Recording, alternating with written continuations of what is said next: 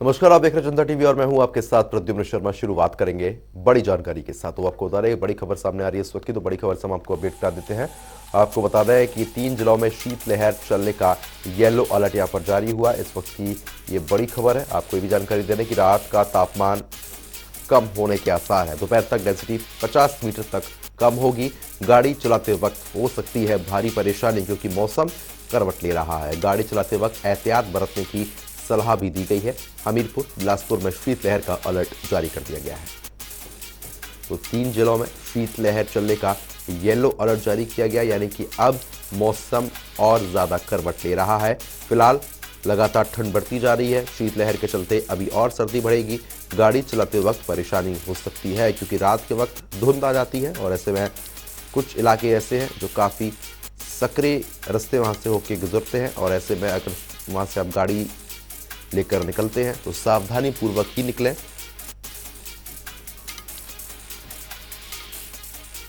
तो आपको बता दें कि दोपहर तक डेंसिटी 50 मीटर तक कम हो गई।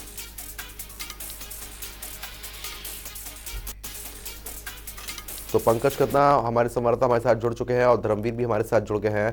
पंकज, सबसे पहले आप ही का रुख करेंगे। जिस तरीके से शीतलहर का येलो अलर्ट यहाँ पर जारी कर दिया गया है, फिलहाल मौसम क्या कुछ कह रहा है वहां पर, क्या कुछ अभी स्थिति बनी हुई है?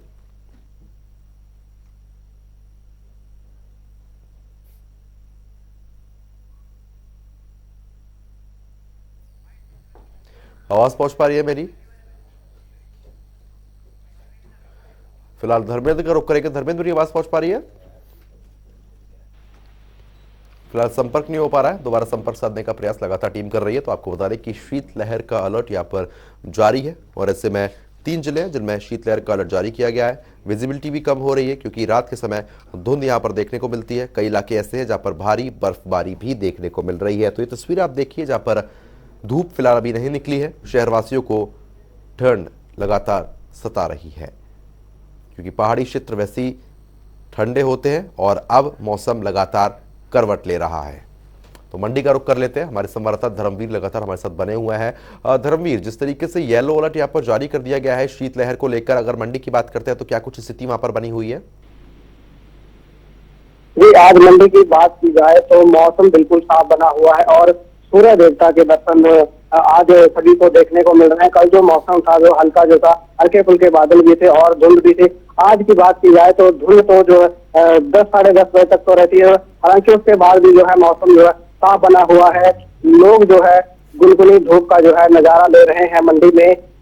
वही बात की जाए मौसम विभाग की तो अभी जो है 5 जनवरी तक मौसम विभाग ने जो है अलर्ट जारी किया है और जो है मौसम 5 जनवरी तक साफ बना रहेगा। वहीं अगर विजिबिलिटी की बात की जाए तो पुलिस प्रशासन की ओर से जो है वाहन चालकों को भी एक हिदायत दी गई है कि उचित दूरी बनाए रखें क्योंकि इस दौरान जो है जब धुंध और कोहरा पड़ रहा है तो विजिबिलिटी भी कम रहती है।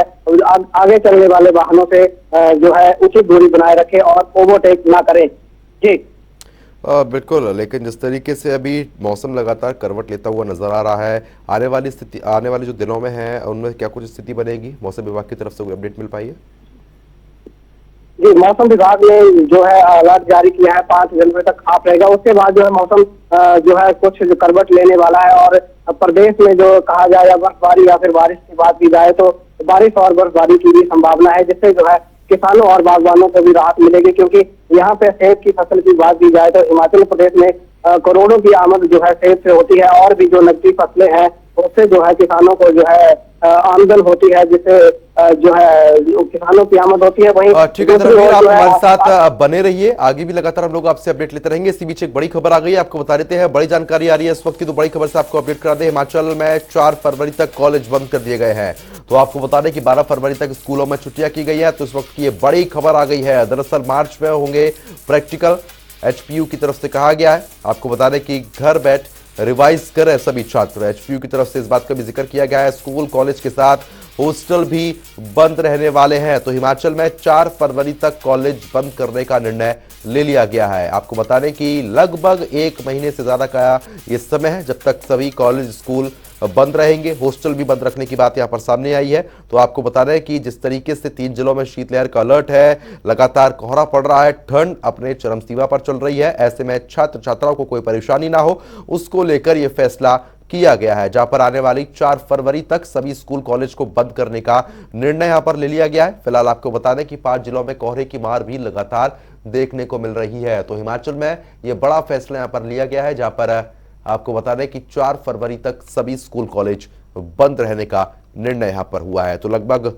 आपको बता दें कि 32 दिन ये सभी स्कूल कॉलेज बंद रहेंगे और जो छात्र हैं वो भी अपने घर जा सकते हैं। एचपीयू की तरफ से कहा गया है कि सभी छात्र छात्राएं घर बैठकर रिवाइज करें, क्योंकि आने वाले समय में एग्जाम्स भी है, उसको लेकर भी रिवीजन बेहद ज्यादा जरूरी है। तो ऐसे में आपको बता रहे कि एचपीयू की तरफ से इस बात का जिक्र किया गया है कि घर बैठकर रिवाइज करें और अभी स्कूल कॉलेज और हॉस्टल बंद रहेंगे। तो सर्दी के चलते ये अहम निर्णय लिया गया है, जहां पर विंटर वेकेशन के तौर पर भी इसको देखा जा सकता है, क्योंकि जिस तरीके से लगातार मौसम करवट ले रहा है, आने वाले समय में अभी मौसम और बिगड़ता हुआ नजर आएगा। तो इस खबर पर अपडेट के साथ हमारे संवाददाता पंकज कतना भी हमारे साथ जुड़ चुके हैं। पंकज, जिस तरीके से शीतलहर का एक तरफ येलो अलर्ट जारी कर दिया गया है, तो वहीं स्कूल कॉलेज बंद करने का भी अब निर्णय ले लिया गया है।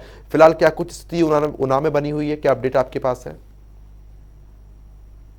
जी, मैं आपको बता दूं कि जिस प्रकार से शीतलहर का प्रकोप चल रहा है निचले इलाकों में, और उसमें ऊना जिला भी आता है। ऊना जिला में लगातार जो धुंध है वो अपना रुद्र रूप दिखाती हुई नजर आ रही है। कई एक्सीडेंट जो है वो हो रहे हैं, और जहां तक प्रशासन की बात है तो प्रशासन ने भी यहाँ पर अलर्ट जारी किया हुआ है। लोगों को मैसेज जो है वो किए जा रहे हैं, लोगों को कहा जा रहा है कि रात के समय गाड़ियां जो है वो धीरे चलाएं, क्योंकि धुंध बहुत ज्यादा पड़ रही है। फिलहाल अभी तो धूप निकली हुई है, पर लेकिन सुबह जो धूप निकलती है वो भी 11 बजे के बाद ही यहाँ पर सूर्य देवता के दर्शन होते हैं। उससे पहले धुंध और कोहरा इतना ज्यादा होता है कि 25 से 30 मीटर की दूरी तक जो विजिबिलिटी है सिर्फ वही रहती है, क्योंकि लोगों को, चालकों को बहुत ज्यादा दिक्कतों का यहाँ पर सामना करना पड़ रहा है। बिल्कुल, कहीं ना कहीं परेशानी तो सबके सामने आ ही रही है, लेकिन जिस तरीके की स्थिति अभी बनी हुई है, आने वाले समय में मौसम अभी और बिगड़ता हुआ देखने को मिल सकता है क्या? जी बिल्कुल, जिस प्रकार से मौसम विभाग ने भी अलर्ट जारी किया हुआ है 5 तारीख तक का, तो अभी 2 तारीख हुई है, 3 दिन पड़े हैं। पर लेकिन थोड़ा समय यहाँ पर आपको एक और चीज बता दूं, 31 तारीख को यहाँ हल्की सी बूंदाबांदी हुई थी, जिस कारण हल्की सी राहत मिली थी। पर लेकिन जितनी लोगों को, किसानों को उम्मीद थी, उतनी बारिश यहाँ पर नहीं हुई है। पर लेकिन कोहरा जो है वो अड़चन जो है वो आम जनता, जो आम जीवन है उसमें डाल रहा है, और कहीं ना कहीं लोगों को अपने गंतव्य तक पहुंचने में काफी परेशानियों का सामना करना पड़ता है, क्योंकि ऊना बॉर्डर एरिया पर लगता है। तो लोग यहाँ से जलंधर, पंजाब, ऊना, होशियारपुर में जो है वो नौकरी करने के लिए जाते हैं, तो जिस कारण लोगों को बड़ी दिक्कतों का सामना यहाँ पर करना पड़ रहा है। ठीक है पंकज और धर्मेंद्र, आपका बहुत बहुत शुक्रिया तमाम जानकारी हमारे साथ साझा करने के लिए। इसी बीच एक और बड़ी खबर आ गई है, ब्रेकिंग न्यूज आ रही है इस वक्त की। आज दिल्ली दौरे पर रहने वाले हैं मुख्यमंत्री सुखविंदर सिंह सुक्खू। प्रदेश कांग्रेस प्रभारी राजीव शुक्ला से मुलाकात करेंगे। स्पीकर, डिप्टी स्पीकर के नाम पर मंथन करा जाएगा। 5 जनवरी को होगा स्पीकर का चुनाव। तो आपको बता दें कि 22 दिन बाद भी नहीं हुआ कैबिनेट विस्तार। कैबिनेट विस्तार पर चर्चा भी की जाएगी। तो एक बार फिर से दिल्ली के दौरे पर रहेंगे मुख्यमंत्री सुखविंदर सिंह सुक्खू। सरकार बने काफी समय हो चुका है, फिलहाल 22 दिन बाद भी कैबिनेट का विस्तार नहीं हो पाया है। लगातार देरी हो रही है। कैबिनेट विस्तार पर चर्चा अब उम्मीद है कि की जाएगी, क्योंकि एक बार फिर से दिल्ली दौरे पर रहने वाले हैं मुख्यमंत्री सुखविंदर सिंह सुक्खू। इस खबर पर ज्यादा अपडेट के साथ हमारे ब्यूरो चीफ विकास शर्मा हमारे साथ जुड़ चुके हैं। विकास, जिस तरीके से मुख्यमंत्री एक बार फिर से दिल्ली के दौरे पर है, ये उम्मीद जताई जा सकती है कि इस बार चर्चा कैबिनेट विस्तार को लेकर होगी और जल्द ही कैबिनेट विस्तार हो जाएगा।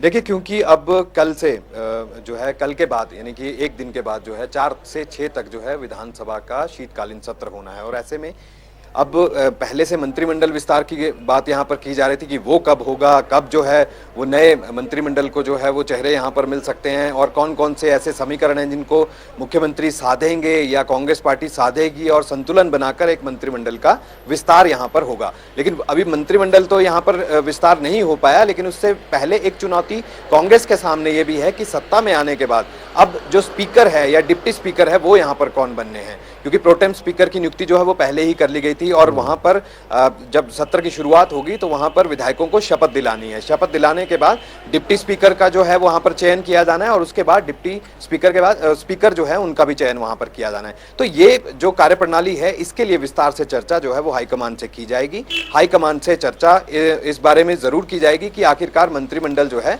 उसका भी विस्तार किया जाना है। तो जो लिस्ट यहाँ पर टेंटेटिव जो लिस्ट यहाँ पर बनाई गई है, कौन कौन लोग उसमें हो सकते हैं, क्योंकि वो भी बहुत ज्यादा लोग हैं। अब सब लोगों को खुश करना है तो क्या उनको किस तरह से संतुलन बनाया जा सकता है या सरकार में किस ओहदे पर जो है उनको अलग से जगह दी जा सकती है, मुख्य सचेतक और जो डिप्टी मुख्य सचेतक हैं इनको भी किस तरह से रखा जा सकता है। तो ये तमाम चीजें जो है वो रहने वाली हैं। 4 नियुक्तियों के लिए जो है यहाँ पर विधानसभा के अंदर जो चीजें रहने वाली हैं इसको लेकर चर्चा जो हाईकमान से यहाँ पर की जाएगी। देखिए आज जो है खबर ये भी है कि सबसे पहले जो हिमाचल प्रदेश कांग्रेस के जो प्रभारी हैं राजीव शुक्ला, उनके साथ जो है मुख्यमंत्री की मुलाकात हो सकती है। कुछ लोग ये भी कह रहे थे, ये सूत्र हमारे ये भी बता रहे थे कि प्रधानमंत्री से भी मिलने का समय जो है वो यहाँ पर मांगा गया, लेकिन ऐसा नहीं है। प्रधानमंत्री से मुलाकात आज संभव नहीं है क्योंकि उनसे समय जो है वो नहीं यहाँ पर मिला है। लेकिन उसके अलावा जो केंद्रीय हाईकमान है उनके साथ जो है मुलाकातों का दौर मुख्यमंत्री सुखविंदर सिंह सुक्खू का जो है वो आज देखने के लिए मिलेगा। और मंत्रणा इसी बात को लेकर होगी कि विधानसभा का जो शीतकालीन सत्र है, जो कि इस सरकार का पहला सत्र जो है वो ये होने वाला है, इसके अंदर क्या क्या कार्यप्रणाली जो है वो किस तरह से रहने वाली है, स्पीकर कौन बनेंगे, डिप्टी स्पीकर कौन बनेंगे, मुख्य सचेतक और उप मुख्य सचेतक, ये इनकी तैनाती जो है वो यहाँ पर की जानी है। इनकी किस तरह से नियुक्तियां जो है यहाँ पर होगी, इस हर किसी की नजर जो है वो इस पर रहेगी।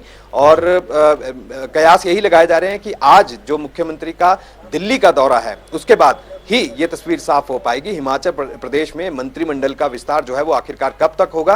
क्योंकि हिमाचल प्रदेश के लोग जो हैं इन तमाम जितनी भी चीजें जो रह गई हैं, चाहे वो शीतकालीन सत्र की बात करें, क्योंकि पहले भी ये शीतकालीन सत्र जो है वो यहाँ पर टल चुका है, तो हर किसी की नजर इस बात को लेकर भी है कि कांग्रेस पार्टी जिन वायदों को करके सत्ता में आई है वो वायदे कब पूरे होंगे, कब जो है वो धरातल पर उतरेंगे। ओपीएस एक बहुत बड़ा मुद्दा था, पुरानी पेंशन बहाली का, क्या इसके बारे में भी राज्य सरकार, क्योंकि जो हमारे सूत्र कहते हैं कि अंदर खाते में जो ब्यूरोक्रेट्स हैं अलग अलग विभागों के साथ बैठ के जो है मुख्यमंत्री कर चुके हैं, तो एक खाका जो है वो यहाँ पर जरूर तैयार किया गया। और पहली कैबिनेट की मीटिंग यहाँ पर कही जा रही है कि जब भी कैबिनेट की मीटिंग पहली होगी उसके बाद पुरानी पेंशन बहाली समेत जो 10 गारंटी कांग्रेस पार्टी यहाँ पर कह रही है उसके ऊपर काम जो है, यानी उसे धरातल पर यहाँ पर जो है वो उतारा जा सकता है। फिलहाल दिल्ली दौरे पर नजर जो है वो हमारी यहाँ पर बनी रहेगी।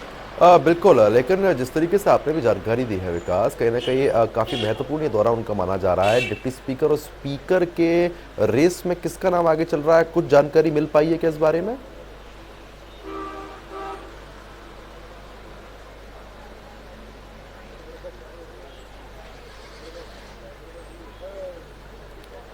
देखिए बिल्कुल, क्योंकि जो ये कहा जा रहा था स्पीकर हैं, डिप्टी स्पीकर हैं, ये तमाम लोग जो हैं इनकी नियुक्तियां यहाँ पर की जानी हैं। और 10 गारंटियों की बात जो कांग्रेस पार्टी यहाँ पर, जैसे पहले भी मैं आपको बता रहा था, तो ये चीज़ें ज़रूर यहाँ पर जो है देखने के लिए होंगी कि आखिरकार किस तरह से धरातल पर जो है ये चीज़ें उतरेंगी। क्योंकि वित्त विभाग अपना जो ड्राफ्ट है वो यहाँ पर पहले ही चर्चा कर चुका है और 3 हफ्ते जो हैं लगभग ये हो चुके हैं राज्य सरकार को इस समय बने हुए। तो ऐसे में क्या हिमाचल प्रदेश में और कोई चुनौती जो है वित्त विभाग देख रहा है कि किस तरह से ये पूरी होंगी, क्योंकि कर्ज भी यहाँ पर देखना होगा। 70,000 करोड़ का जो कर्ज है वो इस समय हिमाचल प्रदेश से, इससे ज्यादा का कर्ज हिमाचल प्रदेश पर है।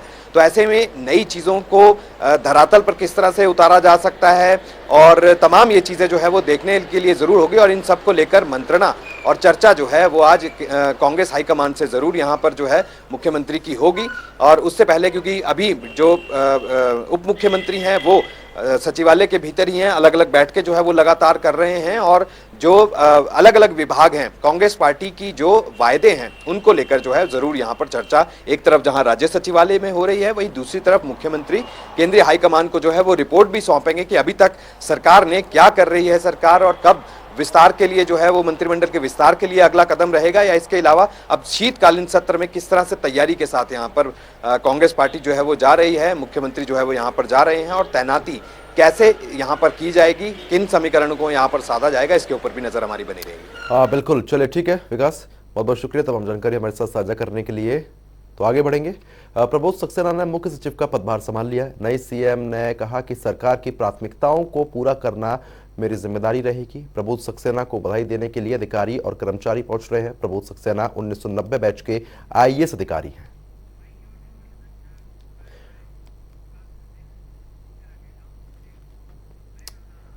और इसी बीच हमारे ब्यूरो चीफ विकास शर्मा ने उनसे खास बातचीत की है, सुनवाते हैं। हिमाचल प्रदेश में नई सरकार के गठन के बाद से अब मुख्य सचिव जो हैं वो भी नए हैं, लेकिन ये नए जरूर मुख्य सचिव की कुर्सी पर हैं, लेकिन इससे पहले वित्त विभाग में बहुत ही महत्वपूर्ण जो है वो अपना रोल यहाँ पर निभा चुके हैं। प्रबोध सक्सेना जो है हमारे साथ बात करने के लिए मौजूद हैं। बहुत बहुत बधाई आपको मुख्य सचिव बनने पर। धन्यवाद आपको और आपके श्रोताओं को नव वर्ष की बहुत शुभकामनाएं। धन्यवाद। अच्छा, सबसे पहला सवाल, सीधा सवाल यही है, आगे क्या चुनौतियां देख रहे हैं, प्राथमिकताएं क्या लेकर चल रहे हैं? देखिए, ये संयोग है कि मेरा कार्यकाल और नई सरकार का कार्यकाल एक ही साथ आरंभ हो रहा है। थोड़ा सा 3 सप्ताह का ही अंतर है।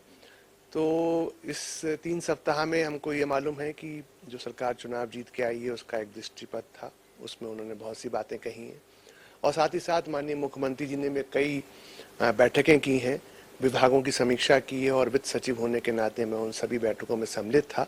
तो मुझे अब ज्ञात हो गया है कि उनकी क्या सोच है, उनकी क्या प्राथमिकता है। तो ये जो सरकार की प्राथमिकताएं हैं और जो मुख्यमंत्री के निर्देश हैं उनको अमली जामला पहनाना जो है, मैं समझता हूँ मेरा ये प्रथम कर्तव्य है।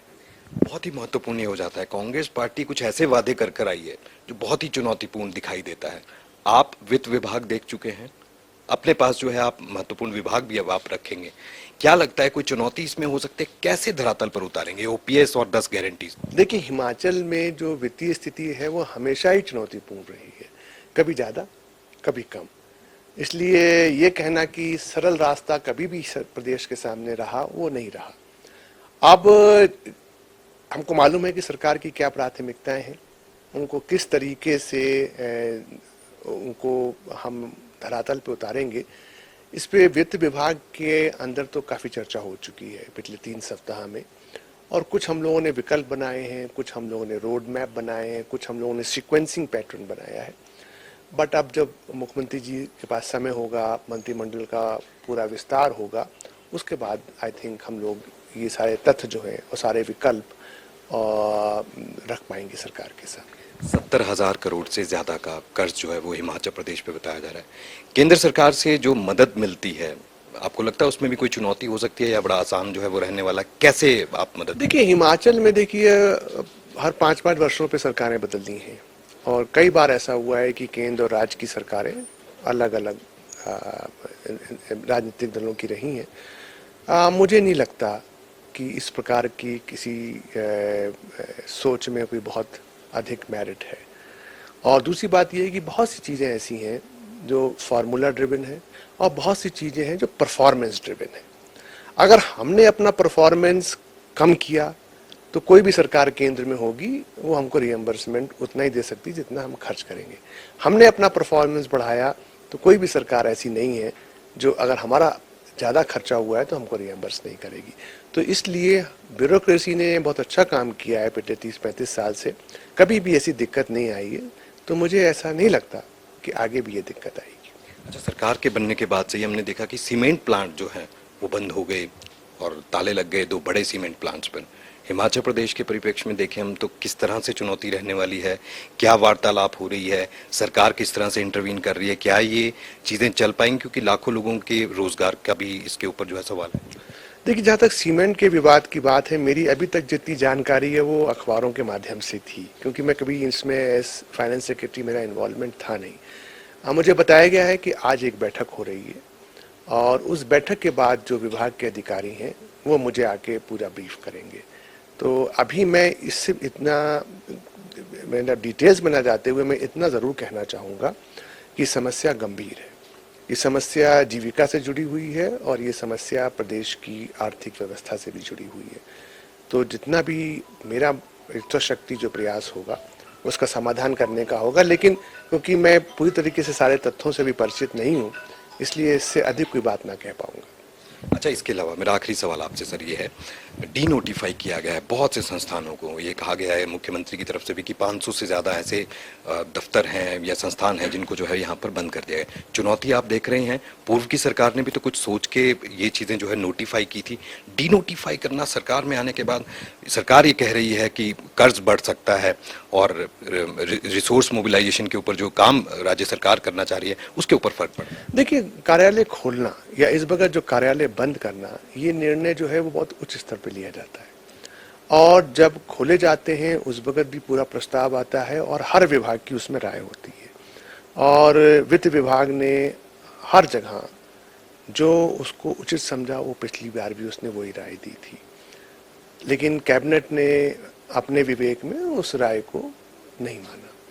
तो इसलिए ये निर्णय जो है ये उच्च स्तरीय निर्णय है, चाहे खोला जाए दोनों ही परिस्थिति में हमें तो प्रशासनिक स्तर पे अपने तथ्य रखने होते हैं। तो इसमें प्रशासनिक चुनौती इतनी नहीं है, क्योंकि अगर डी नोटिफाई हुए हैं तो उसी आदेश में ये भी लिखा है कि अगर कहीं आपको लगता है कि औचित्य है तो वो दफ्तर दोबारा भी खुल सकते हैं। तो ये आदेश है। चलिए, हमसे बात करने के लिए बहुत बहुत शुक्रिया। तो ये थे प्रबोध सक्सेना, हिमाचल प्रदेश के मुख्य सचिव जो है वो नए बने हैं, और ऐसे में कई महत्वपूर्ण चीज़ों को लेकर जनता टीवी से एक्सक्लूसिव बातचीत जो है वो उन्होंने यहाँ पर की है। कैमरा पर्सन रोशन के साथ विकास शर्मा, जनता टीवी, शिमला। हिमाचल पुलिस ने नए साल में क्राइम रेट को कम करने की बात कही है। हिमाचल पुलिस नए साल में न्यूयॉर्क पुलिस की तर्ज पर क्राइम केस को सॉल्व करने में अहम भूमिका निभाएगी। डीजीपी संजय कुंडू ने शिमला में आयोजित प्रेस कॉन्फ्रेंस में कहा कि साल 2022 हिमाचल पुलिस के लिए शानदार रहा। ऐसे में अब नए साल में हम क्राइम रेट को कम करने के लिए और बेहतर काम करेंगे। डीजीपी संजय कुंडू ने पुलिस फोर्स की तारीफ करते हुए कहा है कि इस बार विधानसभा चुनाव में भी पुलिस ने शानदार काम किया है। पुलिस ने 2 करोड़ की नकदी भी चुनाव के दौरान पकड़ी थी, जो चुनाव के इतिहास में पहली बार हुआ। 2021 में 616 केस रेप और पॉक्सो एक्ट के तहत दर्ज किए गए थे।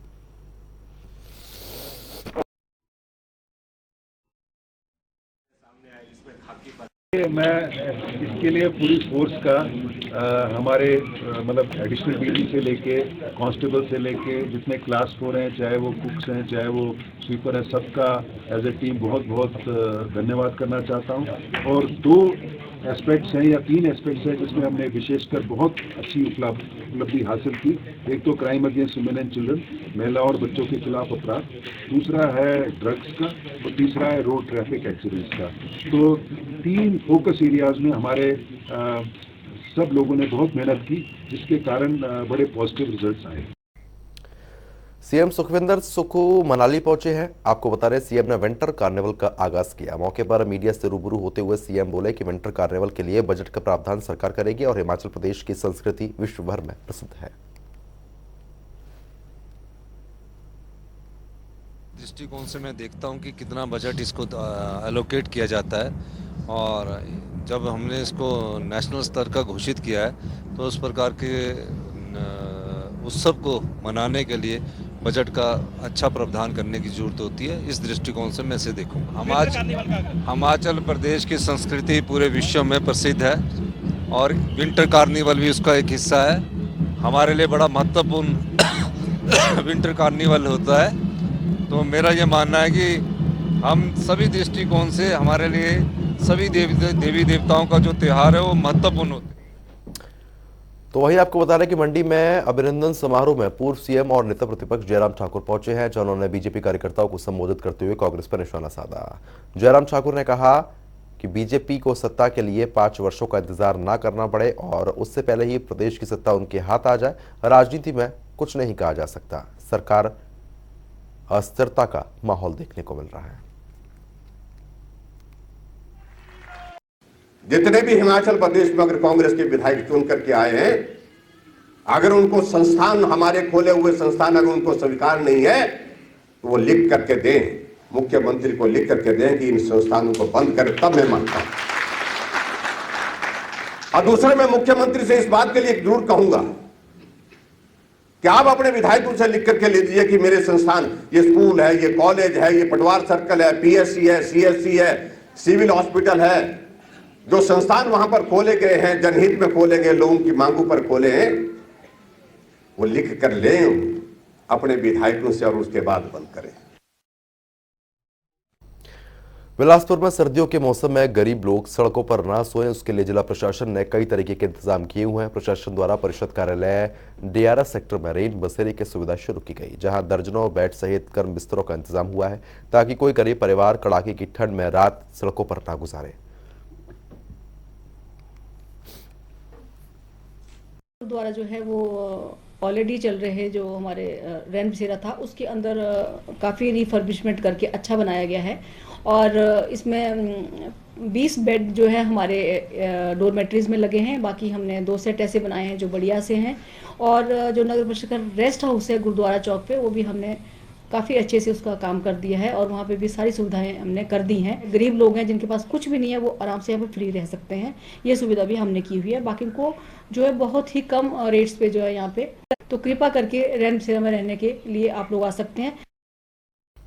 जवाली में पौंग झील के किनारे खाली भूमि पर खेती को लेकर विस्थापित और वाइल्ड लाइफ विभाग आमने सामने आ गया है। मामले पर डीएफओ की किसानों के साथ बैठक भी बेनतीजा रही है। किसानों ने ज्ञापन देकर पौंग के खाली क्षेत्र में फसल बिजाई की अनुमति मांगी है।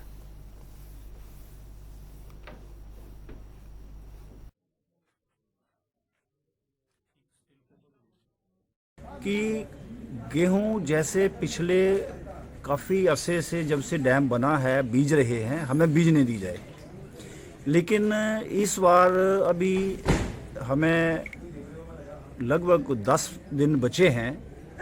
हमने डीएफओ साहब को ये बताया है कि अगर आप हमें ये अलाउ नहीं करते हैं तो 1 साल का जो करोड़ों का जो हमें आमदन होनी थी वो सब खत्म हो जाएगा। जो Pong dam wild life sanctuary जो वाइल्ड लाइफ डिवीजन हमीरपुर के अंडर है और इसमें काफ़ी सारा इश्यूज है। उसमें पहले जो बहुत इम्पोर्टेंट इशू और जो इशू हम एड्रेस करने के लिए चाह रहे हैं वो जो है cultivation in and around the Pong dam wild life sanctuary. और इसके बारे में जो पहले जो कल्टीवेशन बिल्कुल it is against the law और जो it is a violation of section 29 and 31 of wild life protection act, और इसके अंदर जो कल्टीवेशन हम बिल्कुल अलाउ नहीं करेंगे और अगर कल्टीवेशन अगर किसी ने कर रहे तो उसके ऊपर हम एज पर लॉ एक्शन करेंगे। उनके बाप की गाय नहीं है, हमारे बाप की जगह जमीन गई है, या तो हमें मरब्बे या जो भी हमारी समस्या है जब गवर्नमेंट हमें तो हमने जमीन के बीजनी है और नहीं तो गवर्नमेंट जब चाहे तो इस जमीन को हमें वापस कर दे, हम 3 गुना पैसा दे देंगे। कांग्रेस भी आई, बीजेपी आई, बिजाई चली रही, 40-45 साल से हम बिजाई कर रहे हैं।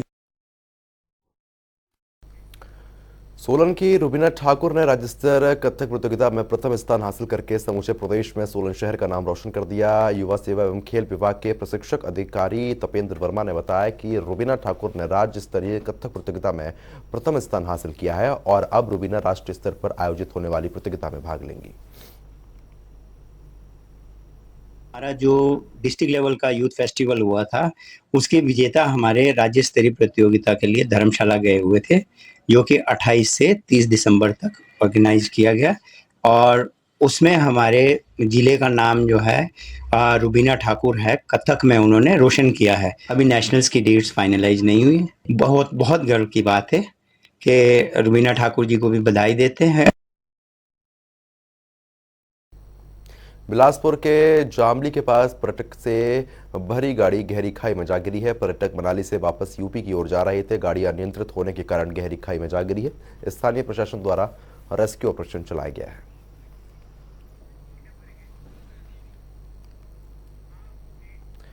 तो फिलहाल अभी के लिए सिर्फ इतना ही, लेकिन खबरों का सिलसिला लगातार जारी है। बने रहिए हमारे साथ। नमस्कार।